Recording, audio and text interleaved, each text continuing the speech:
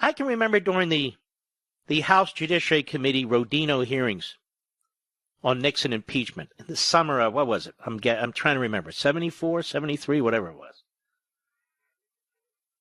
Mr. Producer, you wouldn't know this, and Mr. Colsmerny, you wouldn't either. You're too young, seriously. My eyes were glued to the television set. Many people, their eyes were glued to the television set. Do you know anybody whose eyes are glued to the television set watching this Adam Schiff marathon? Anybody? I don't. People are sick of it because it's not only the latest scam to try and attack the president. You already heard all this crap in the House of Representatives. There's absolutely nothing new in terms of supporting these so-called articles of impeachment. Nothing. So we had new witnesses, new documents, new stuff. We need everything. We're still looking. And remember what they also said, including Pelosi. We'll impeach him again if we need to. And should Trump win the election, it's a sham. Let me put it bluntly, like nobody else can or will. The Democrat Party is the party of Vladimir Putin. The Democrat Party is the party of Xi of China. The Democrat Party operates with a same totalitarian mindset. And the Democrat Party has done more damage in the last 3 years to the civil society, to America's faith in their system, to the halls of Congress,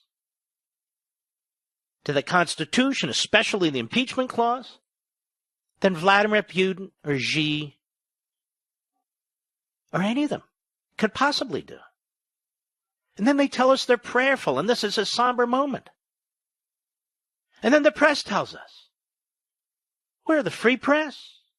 You got George Stephanopoulos today. There's a video of him cutting off Jay Sekulow by making a motion with his hand in his throat, like, cut my throat, cut him off.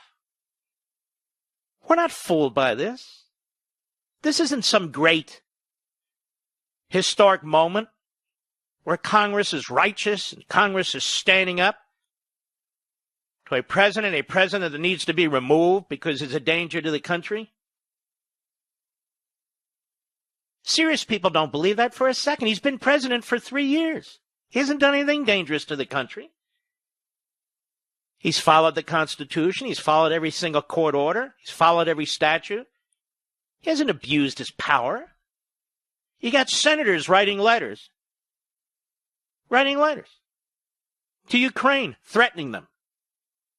That didn't come up during the long Castro-like speeches of the fraudulent House Democrat managers. None of that's come up.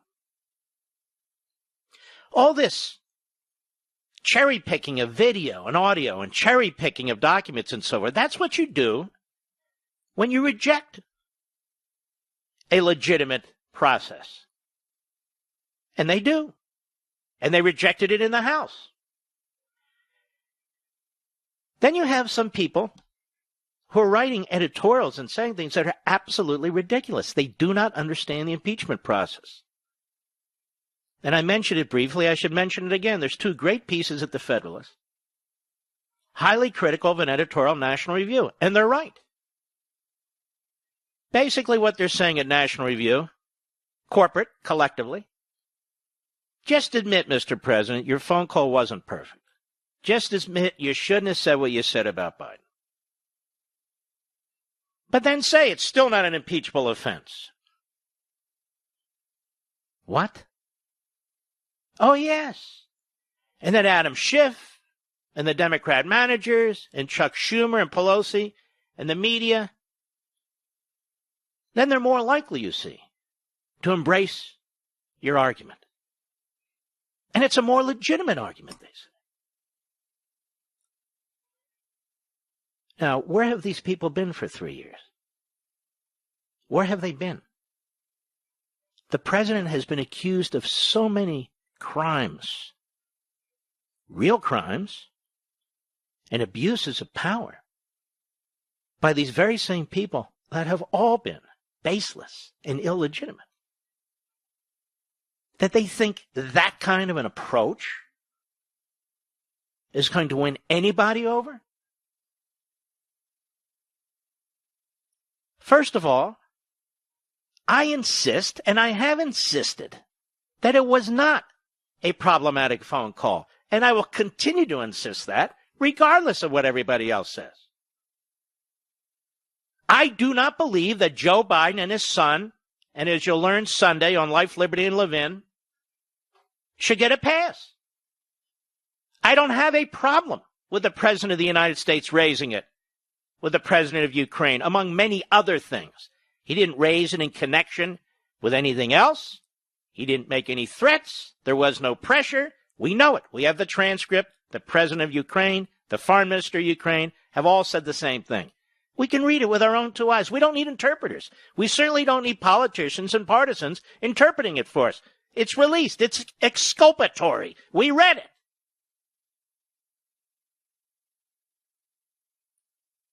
There's nothing about interfering with an election there. And to quote the liberal Democrats, what are the Bidens afraid of? What are they afraid of?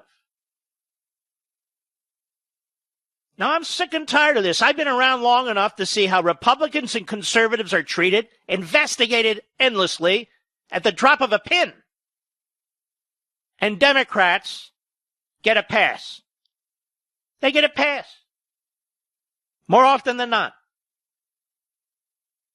This president is a victim, National Review. This president was investigated by a special counsel. And we have the special counsel's report. They had a clear field. They could have said whatever they wanted to say. We have a big report and nothing.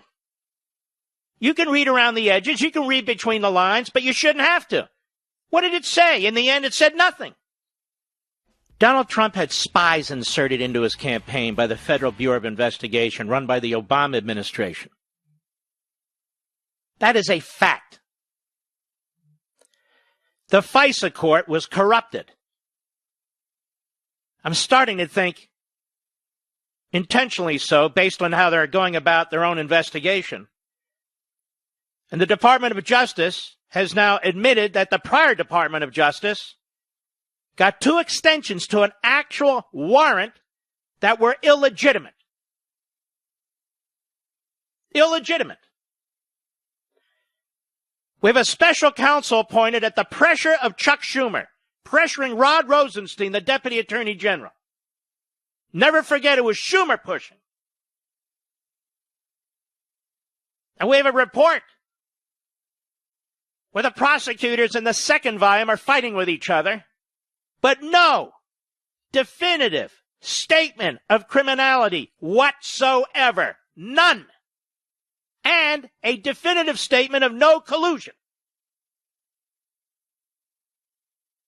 We were told over and over and over again that the Southern District of New York was going to indict Donald Trump after the election, that they had a secret, sealed indictment because of his violations of campaign finance laws. How many times did I come behind this microphone and explain what a lie that was? Michael Cohen pled guilty. That went on for months. Nothing. Zero. The president's family, members of his family deposed. His staff deposed. Former business acquaintances deposed. Scores and scores of subpoenas. Claims of impeachable offenses from before the time he was even sworn in, and virtually every day thereafter. Incredible. And now they impeached him. And we're supposed to sit here, ladies and gentlemen. Oh, this phone call, you see. They got him finally. The phone call. He was trying to get the Ukrainians to interfere in our election. What the hell do you think all of this has been? What do you think this impeachment and this trial are about? What have I been saying?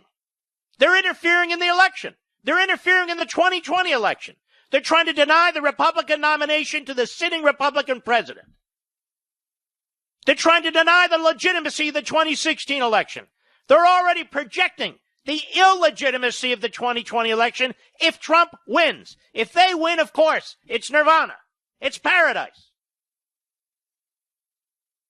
We 63 million and others who agree with us but sat on their asses on election day, we are being abused.